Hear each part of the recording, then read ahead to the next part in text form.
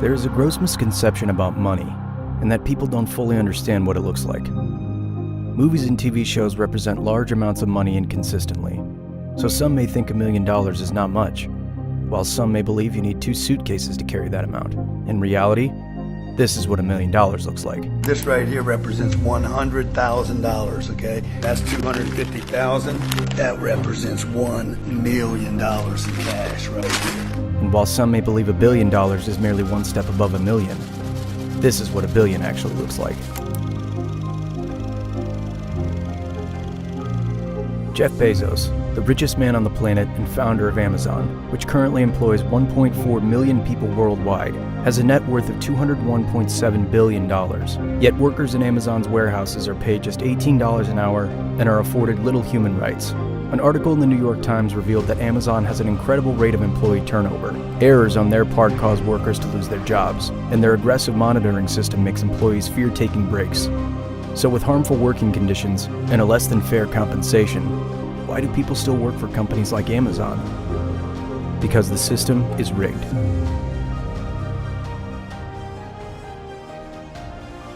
You buy a loaf of bread for $1.75. What does that money mean to you? What does it represent? Is it a piece of paper that you are now trading for a product? Or is it the time you took to make that $1.75, which you are now trading for a loaf of bread? If you work 8 hours a day, you get paid for those 8 hours. But if you had to take a leave for 2 hours because your child needs to see a doctor, you only get paid for 6 hours of work. If you need to buy a car, you are now pulling extra hours to make enough money to buy it. What are you trading for goods and services? Time or money? This is the loop you are in. The average hardworking American is in a financial trap that makes him work 40 to 45 years before retiring, so there would be a considerable amount of resentment on his part when he sees millionaire YouTube influencers and billionaire software developers living life on what he considers easy mode. And as much as we may vilify rich people and portray them as entitled, spoiled, and arrogant in our movies, the fact is, they have broken out of this loop. And sure, there's a lot to be said about how billionaires should contribute to society and make a difference. But here's another truth. You are upset that you haven't figured out a way to break out of this loop yourself. There is no war that you win when you assign money any value other than monetary. Money is not discriminatory, and it is not the root of all evil. A CNBC article from 2019 shows that nearly 68% of the world's wealthiest are self-made. This includes Oprah Winfrey, a black woman born in poverty who climbed the ranks to become one of the highest paid stars in the world. Starbucks founder Howard Schultz grew up in a housing complex for the poor. Forever 21 founder Do Won Chang worked as a janitor and a barista when he moved to America from Korea. And it's safe to assume they all went through an education system that did them no favors when it came to educating them on financial management. So what do all these people know that you don't? First, that there is a big difference between earning money and making money. And while these people make money, you work long hours and sacrifice your health, sleep, and time just earning it. Our schools have ingrained in us that in order to survive, we need money. And to have money, we must work. So, the sole purpose of your education becomes getting a job. In every conceivable way, poverty is taught and passed on in schools. The education system does not teach you about money, how to make it, or how to be a boss, not a worker. The school system will never teach you about money. The school system was designed to teach you to be an employee, which is important, or a doctor or a lawyer, a specialist, but never about money. Teach your kids that success is not tied to education. Get an education, because being dumb is not a good idea. But no matter how many degrees you have, nobody promised you a rose garden, darling. Schools do not teach you the value of taking a risk, taking a chance on yourself, or how to create a business out of doing what you're passionate about. The lack of autonomy and grossly outdated curriculum only further entrenches the most ambitious into the same poverty loop. Any profession that doesn't promise a stable paycheck is frowned upon, and you live your life running after money instead of making it work for you. A lot of people are addicted to that paycheck. They're so afraid to venture out on their own and not have the security of that paycheck. The rich know you are trading your time for money, and when you do that, there is only so much money you can make in a day. If you were paid hourly, even if you worked 24 hours a day for $18 an hour, you could never make more than $432 a day. Realistically speaking, if you worked 40 hours a week at $18 an hour, it would take you 26 years to make $1 million. That's without deducting tax or living expenses and not accounting for inflation, which would make your dollar less valuable. So what now? You understand the value of money and how you trade it for time, and you see the flawed education system. How does this help you, a regular working person living paycheck to paycheck? Is financial education enough to bring you out of this loop? No, because poverty isn't just taught, it is enforced. When you structure a hierarchy, you get winners and you get losers, and that can get really steep. So the winners take all and the losers have nothing. The top 1% has more wealth than the bottom 90%.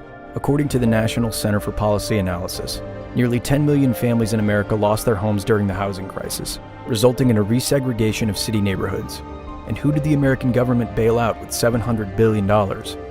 Banks. The average American family makes about $54,000, but the average household credit card debt is $16,000. Those with a mortgage over $176,000. Those with car debts owe $29,000, and those with student loans over $50,000.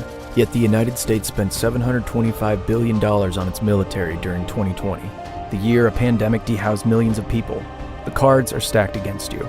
You know this, but you can't avoid making money and taking loans to live a decent life. With a crippling amount of debt and no end in sight, you seek escapism in alcohol, fast food, and cigarettes, all of which drive you to an early grave unless you put down a few thousand more on medical bills. Healthcare consumes almost 18% of America's GDP, which is about $3.7 trillion. And because you don't know any better, you will pass the same lifestyle to your children. It looks like there's no light at the end of the tunnel. Where can you go from here? How can you break out of the trap?